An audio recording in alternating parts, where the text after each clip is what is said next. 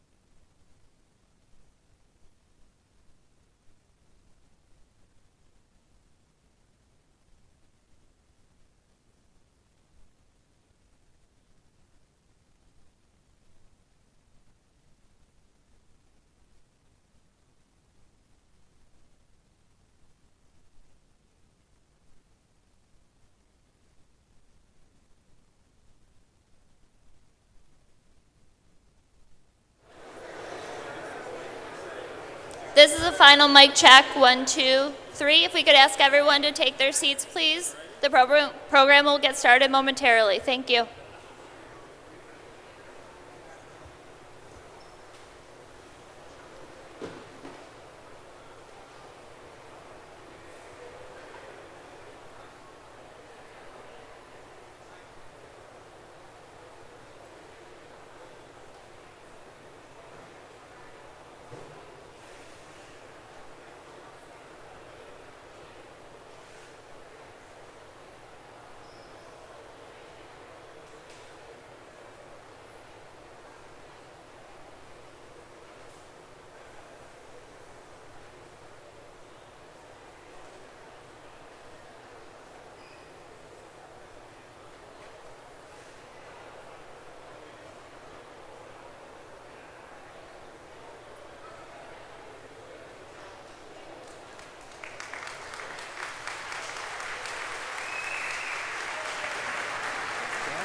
Follow you up, Steve.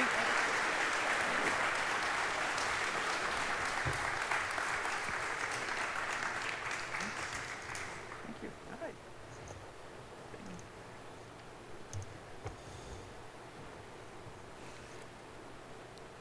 Good afternoon.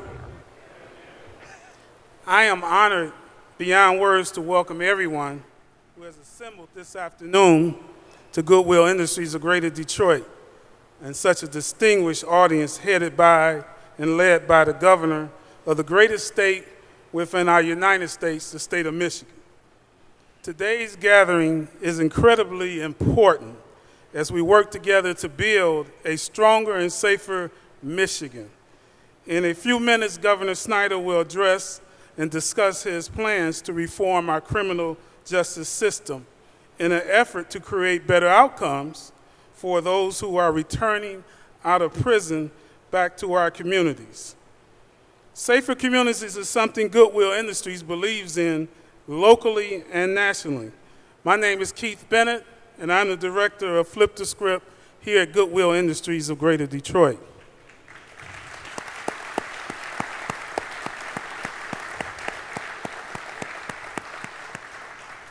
It is an honor to represent an organization that gets it, that has done it, and is dedicated towards continuing to do it. It represents giving individuals a second and sometimes third chance in life, an opportunity to redeem themselves, to correct errors in how they think, how they learn from poor decisions and uninformed choices and behavior. That is simply put, we're not in society's best interest, nor their interest or their family's interest. Due to an array of missteps and inappropriate actions, these individuals have found themselves in the hands of the criminal justice system. And in most cases, the justice they received was just.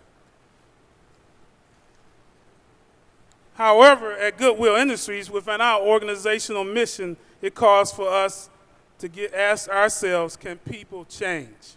Can people overcome their circumstances? As important, what kind of help do they need so they can succeed?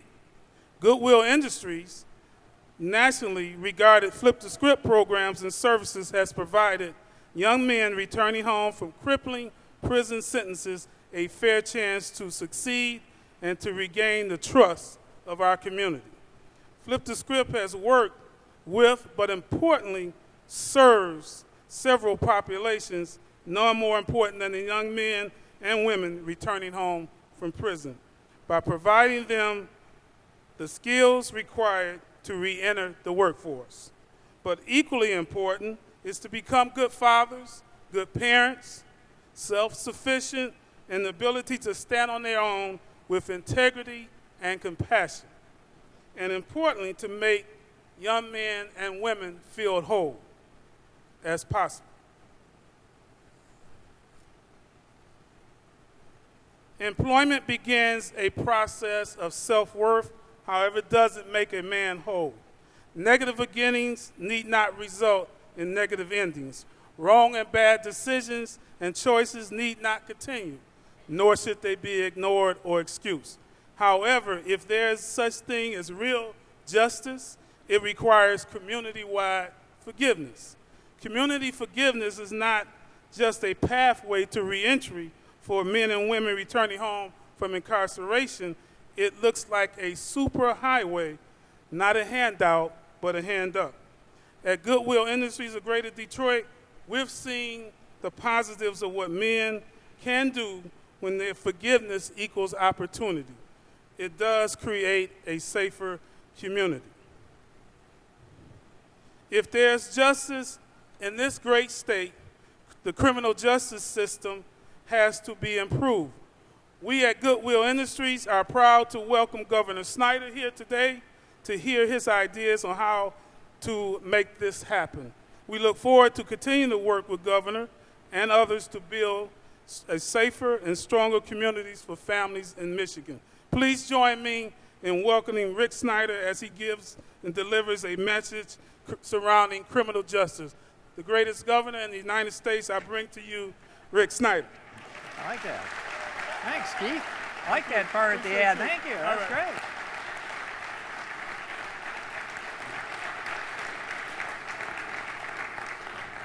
Well, thanks, Keith. I'm going to have you do introductions for me more often like that. That's awesome. So thank you. And it's great to be at Goodwill Industries. I had a chance to tour earlier and meet a number of people, and it's truly impressive. So all the Goodwill people, raise your hand. And let's give them a big shout out and a round of applause.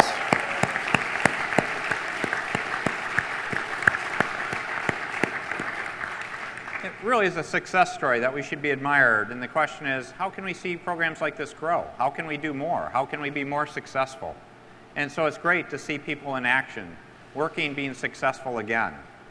Before I get into the message content, I want to recognize we have a lot of great people here today that I hope are very supportive of this effort. I know there's a keen interest in the whole criminal justice system, so I want to recognize some of my colleagues from Lansing in particular that are here.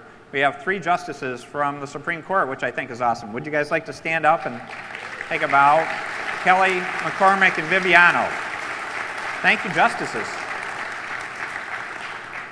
And then I have several partners from the legislature here. If I could get my legislative partners to stand up, we could recognize you. Kurt Heisey, Harvey Santana, Marty Howlett. And actually a great former Senator Bruce Caswell. Bruce, thank you for also being with us. Now, I've got a lot of people from the executive branch. I hate to say it, I'm not going to go through the executive branch folk. Other than 2 people I do want to mention in particular. I want to thank someone for his outstanding service. He's going to continue to serve to help us on CLEAR and help us on some special projects. But he's done a great job with the Department of Corrections, and I appreciate it. We've improved on recidivism so many ways in terms of bringing efficiency, better satisfaction of supporting our hardworking employees. I want to recognize Dan Hines.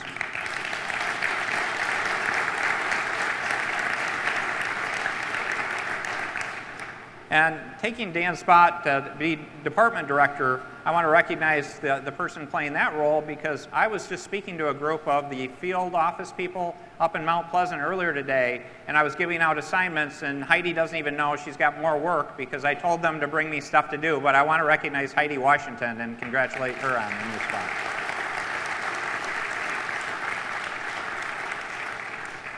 So thank you for being here, though. A few years ago, I gave a first message on criminal justice. And in many respects, it really focused in on the law enforcement piece and the court piece. And we made tremendous progress.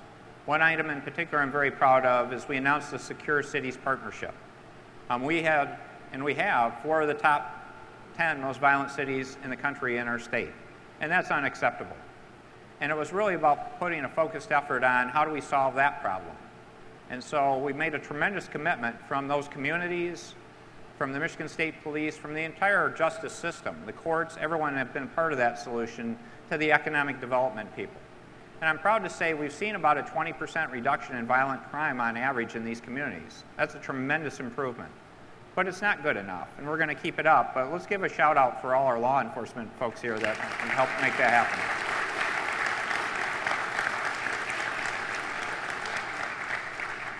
This message is covering the whole cycle, and I will appreciate your patience in going through it because I have a lot to cover. I'm not going to cover every item in the message, and I can assure you if you have an insomnia issue, reading the entire message may help you get through that process. But it is a well-done document, and I need to thank my team for a lot of great hard work pulling it together.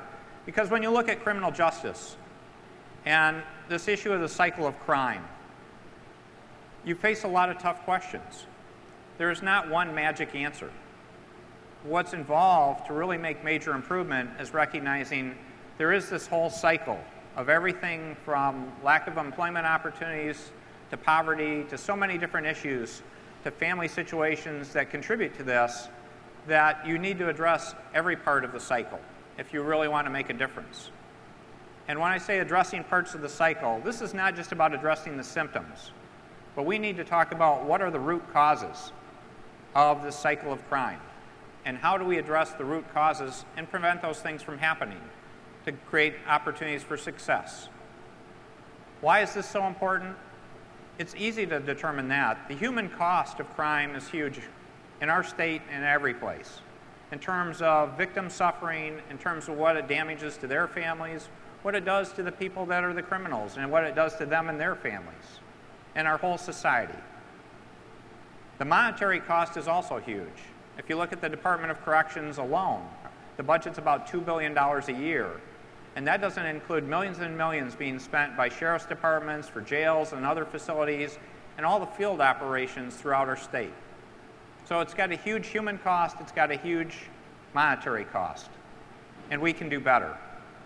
So that's what this message is all about approaching it.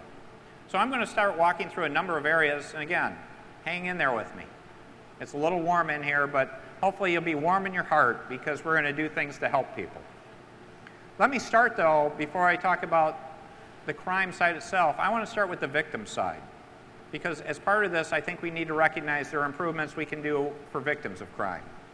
Several things that I'm calling for in the message with victims. First of all, is to allow more flexible ways to give them notification when events related to their case go on, their situation. Currently, it's usually by mail. Now, most of us live by our mobile apps, our mobile phones. Let's add electronic notifications. Let's join the 21st century in terms of allowing an option for that. Another one, though, that I think is a serious substantive issue is the whole issue of personal protection orders. Right now, we have a system where we say it's free, but we're relying on, quite often, friends or family to deliver a personal protection order that involves domestic violence, sexual assault, human trafficking. And one thing I want to call for is asking that we find the resources so we can actually have law enforcement deliver those notices, those personal protection orders, and not rely on friends and family to do that kind of work. So that's something we can focus in on. Also, one thing I want to look at is actually the whole issue of restitution. We don't do a good centralized job of tracking how well we're seeing restitution happen for people that have been victims. And I think we can significantly improve that in terms of how we handle those kind of issues. So let's make sure we're recognizing many topics there. Sexual assault on campus is a new topic we need to add to our list, particularly on the victim side. How do we create an environment where we can find the issues and problems? So the victim side is something I wanted to start with, but now let me shift to law enforcement. Law enforcement, and 2 or 3 things I think we can really do a better job on. First of all is our recruiting. I think we need to work harder on recruiting a more diverse group of law enforcement officials in our state that reflect the population of our state, and in particular a number of our urban areas.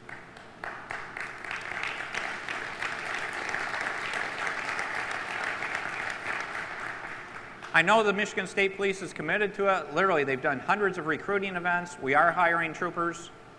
We recently had a meeting where I called on the faith-based community members, clergy in these urban areas to bring forward candidates that we could put through the review process and have them apply to be Michigan State troopers. But let's be much more proactive, and I'm pleased to announce that the MSP is truly committed to this. In fact, they're going to be looking to create a cadets program in particular communities and cities to see if we can create a long-term pipeline of great people that can be proud members of the Michigan State Police. So let's work on issues like that.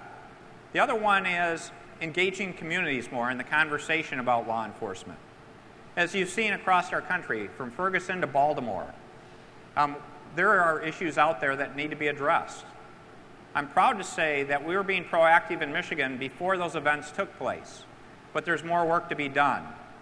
And I want to thank the Michigan State Police again for their caution program, which is working with the criminal justice system in a number of cities. In particular, we've done work in Flint and Saginaw to engage the community.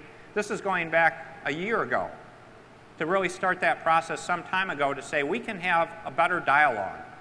But I also, a second program I want to recognize, and it's great having Matt Weesaw here from the Civil Rights Commission, is they have All-PAC, which is a very similar program, and they've been proactive for some time, going back to 2011, doing outreach in communities. And so the call I'm making is between the Caution Program and All-PAC, is we do a more coordinated, stronger effort to work in each community to engage community leadership, the faith-based community, all members of the criminal justice system on working harder to deal with issues about having good relations with the community and appreciate we all have a role to play and we need to be close working partners together. Another item to call for with respect to law enforcement is the whole review of body cameras. The Michigan State Police has a pilot program going on body cameras. I think there are excellent opportunities to do more deployments there, but we need to do that in the fashion of how do we balance privacy issues of the people involved in the process with the use of body cameras, and also be thoughtful about the cost structures on how to do that and respect law enforcement. So I look forward to partnering with the legislature and continuing a dialogue on the appropriate use of body cameras based on great work being done by the Michigan State Police and other organizations in our state. So law enforcement's a critical issue. Now let me talk about before someone ends up in a correctional institution. There's more work and better work we can do there. First of all, when you look at the whole issue of pretrial, if you look at it, about 60% of the people in jail actually haven't been convicted of anything yet. It's a pretrial situation. And the real question is do all those people need to be locked up the way they are today? I believe the answer is no.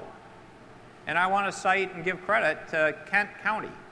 Kent County has been very proactive on this issue, and they've had evidence-based tools, they've been making risk-based assessments, and they've been working hard to say how do they minimize the number of people that are held in jail on a pretrial basis. Because think about the consequences of that.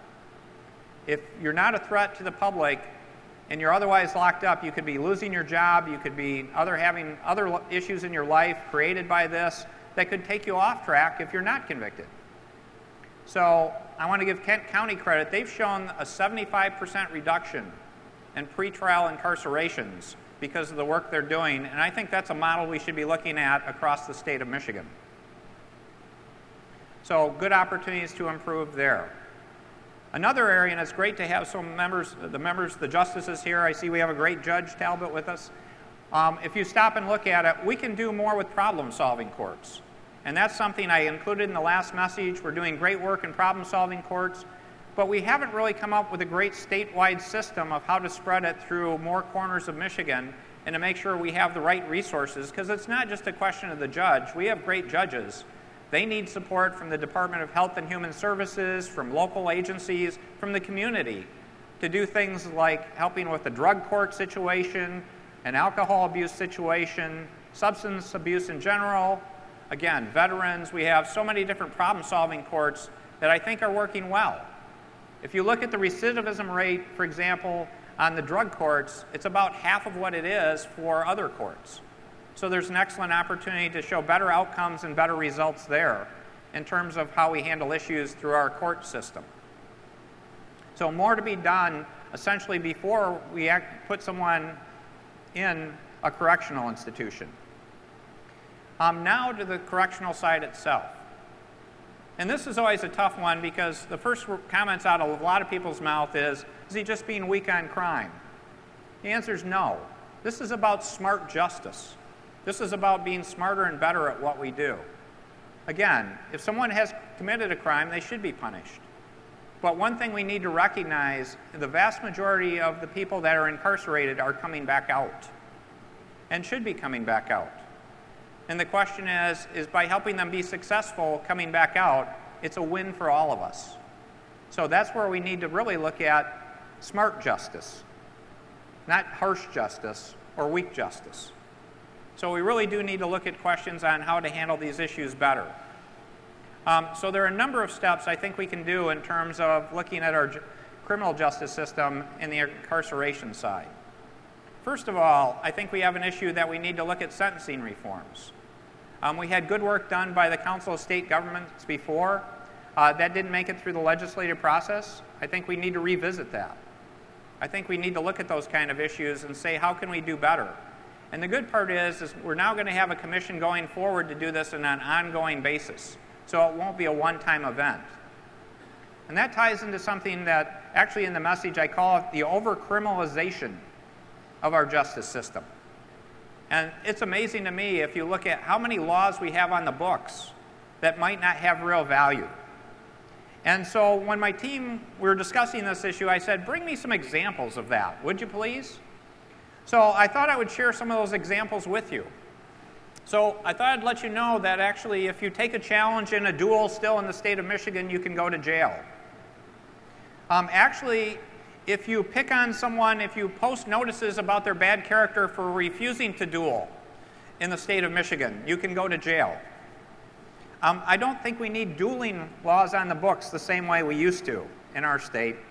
To add to that, actually we have a statute that says if you sing the Star-Spangled Banner with embellishments, you could be subject to criminal charges. Again, we may not want to ever listen to them again, but I don't think we should be putting them in incarceration. A personal favorite, because I love to walk, I'm starting to walk again, is we actually have it, so promoting a walkathon over 12 hours is a crime in the state of Michigan. Give me a break. To put it in context, though, this is a natural thing for legislatures to come up and for the governor to work on. To give you some idea, since 2008, roughly we've had about 45 laws a year increasing penalties. To give you an idea of scale, what does that mean? On average, the minimum sentence since 2008 has gone up by about 8.5 months in the last few years. And step back and ask yourself the question, is there any real good reason to say the average in the whole state should be up by 8.5 months over the last few years? And what's the consequences of changing all that? And how much more expensive and how much trauma have we created in the system by simply going longer without going better or smarter in terms of doing things? Another area of reform we need to look at is actually for probationers and parolees. We need a better system of sanctions in our state. Currently, we have too many parolees, probationers subject to sanctions, and they're for too long. I think we need to look at a system that's much more certain and shorter, again, using evidence-based practices to decide what they should be. Again, this is about not ignoring things, but doing things that are effective and really saying how do we improve issues in those areas in terms of addressing that whole topic. So these are important things that, again, we need to look at hard and we can look at in terms of better application. Now, one huge area in particular I want to emphasize is the whole area of prisoner reentry. If you look at, Michigan has been cited in a number of cases for being a role model on prisoner reentry, and we should be proud of some of those accomplishments. Actually, being a good nerd, I looked back at the data. They got me some data that said back in 1998, for example, a recidivism rate, the percentage of people that were coming back in the correctional system within 3 years, you know what it was? It was about 45%. So where we are today, we've had declines over the last few years. We're at about 30%. So that's a huge improvement. But to give you an idea, if we can improve that by 5 percentage points, drop it to 25% or so, that would roughly save all of us over $30 million a year. So there's a huge opportunity in terms of monetary savings, but the human costs again too. So what do we need to do? There are several steps I think would be critically important in terms of prisoner reentry to look at. The first thing I would say is let's start day one when they arrive into the institution. We don't do that today. There's no reason we shouldn't start as soon as they arrive. We know they're going to be with us for some time. Let's think about that. The second thing is we've got a much stronger economy today. We should be saying what our training programs are and that they're actually geared to where there's demand for those fields. Again, putting someone through a training program where there's no hope of employment has very little value. And again, making an environment where people can actually complete the training program without being moved from institution to institution. There's big improvements there that can take place. So we need to do an analysis of where demand is. And if you ask yourself the question, is that a good thing? Absolutely. Because right now, we've dropped our unemployment rate in half in this state. We've created nearly 400,000 private sector jobs, and we're starting to find labor shortages for in-demand fields. So again, these are programs we'll be doing for people outside the correctional process, but we need to be looking at what we're doing to actually help people be successful when they come out. A third item I think that really needs to happen is when people worked in prison industries or prison work, quite often it was a totally artificial world in terms of what people got paid, how they were treated, everything else. My view is we should try to replicate the outside world as much as possible. So we can get experience and practice about having people work in an environment that they're going to see when they leave. And actually look at a system of how we can reward people that are doing well. And the message talks about a certificate of employability to actually give additional assurances to people hiring people for the people that have performed the best while they're in this process. For those of you that are out there saying, well, the governor's going really soft now, if you think about it, if we're actually paying people what they should really get paid, there's an opportunity for them to do more restitution if it's owed, and to be successful in that regard. So this is where this all ties together in terms of working closely together in terms of success. The last thing is we should be engaging our employers to bring them into these institutions to do the hiring process without waiting for them to come out. I know we have many people here that have been through this system. And I would imagine one of the scariest, most difficult times is when you first come out. If you don't have the support structures when you first come out, it's much more easy to get back in trouble again. So let's try to be proactive and help people before they come out so they know that they have an employment opportunity when they're departing. To go with that is also helping make sure they have the documentation they need in terms of Social Security number, birth certificate. We've seen this as a major problem, that quite often people are coming out and they don't even have the basic documents needed to get employment. So we have a huge opportunity to improve here. So I think we can make a big difference. Again, we've been progressive in Michigan. We've shown strong results. Let's show the rest of the country that we can lead in this. Another area I wanted to share with you is juvenile justice. Again, I've talked about adults, but our juvenile system needs improvement. Because again, if we can help them at the youngest age, what a difference that can make. Currently in Michigan, we have largely a county-based system, which is great. It's always great to have local autonomy, the community working to help people. The state provides about 50% of the funding, so we do have a strong interest in it financially, in addition to really caring about these young people. And so I think we should be calling for more measures and metrics to say, how can we find best practice in counties that are doing really well and bring that to other counties? So 2 or 3 things I would recommend to you there is, one, I think we need evidence-based assessments for these young people. That's not happening across the board in our counties. There are some places where there's not an assessment being made based on evidence and facts. The other one is how do we make sure we can create more community programs and less residential programming? Again, the success parameters go up dramatically if we can keep them out of a residential program. And how can we work on that in terms of being more successful? How can we use some special provisions that we have? We have the Homes Youthful Trainee Act that in some ways I think on paper has great opportunity, but I'm seeing 2 or 3 bills coming to me, and I need to thank my partners in the legislature. There's improvements we can make to that program, and also keep a focus more on helping the young person be successful rather than putting them in a prison situation that could be not so good. So these are good things to do on the juvenile side. One illustration of success I would cite to you, just like I cited Kent County, would be Livingston County. Livingston County has done some great work over the last few years in terms of juvenile justice. In fact, they've dropped the number of days of programming required for people in Livingston County by 2/3, and showing strong results and strong action. So I think there's a whole nother opportunity there to say, how do we help counties still have flexibility to be entrepreneurial, to come up with new good ideas, but how do we do it in an evidence-based fashion? How do we make sure we're comparing results across the state How do we make sure we're bringing best practice from one place to another? And how do we measure real results to show these young people are now hopefully out of the system and can be successful? So I think there's a great opportunity to do those kind of activities and work through this process. So if you look at, I've covered a lot of different items, and to be blunt, I've skipped quite a few because I can see I've got a lot of hot people out in this audience. But what I would say is I encourage you to read the entire message. There's a lot of good information, and my hope is we recognize that by doing this the right way, by doing smart justice, we recognize that when we have a crime happen today, everyone loses. Every Michigander loses something. You have a victim.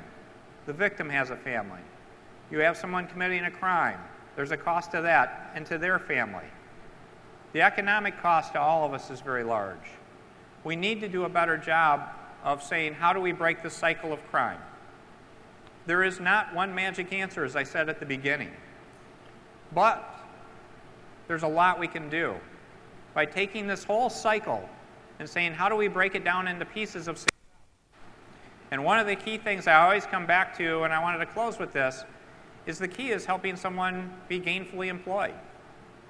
If you look at the closest thing, I view it if someone has a job, the likelihood of them having problems again goes down dramatically. And that's why I wanted to do this event in a wonderful place like Goodwill Industries. But we have other great opportunities to do this in other parts of Michigan, to have other similar programs go on, programs like Community Ventures. So let's stay focused in on how we can take each one of these steps to improve, to really break that cycle of crime. That pipeline people like to talk about that goes from school to prison. That's a terrible term to even have in our vocabulary. And we need to work hard to erase that by not ignoring it, but by showing real results. So I know there are many other issues in the state gathering more attention, everything from potholes to the budget. But what I would tell you is this is something that is also urgent and important. And I really encourage my partners in the legislature to work diligently on helping implement these steps. I look forward to working with my partners in the judiciary on how we can work together to implement these things. And most importantly, I'm looking forward to working with the communities. The people out there doing this work every day, the people in Goodwill Industries, they're helping us be successful. I see we have Chance for Life here. We've got a lot of great groups doing good work saying, how do we help people be successful? Because this isn't about the government solving a problem. This is about Michiganders helping Michiganders and having us be successful. So thanks for your endurance today. I can see a lot of warm people to hot people, but again, I hope your heart is very warm to say, here's an opportunity to help Michiganders and for our state to be stronger and better. Thank you so much. Thank you, Artie. Thanks. Thank you. Thanks, guys.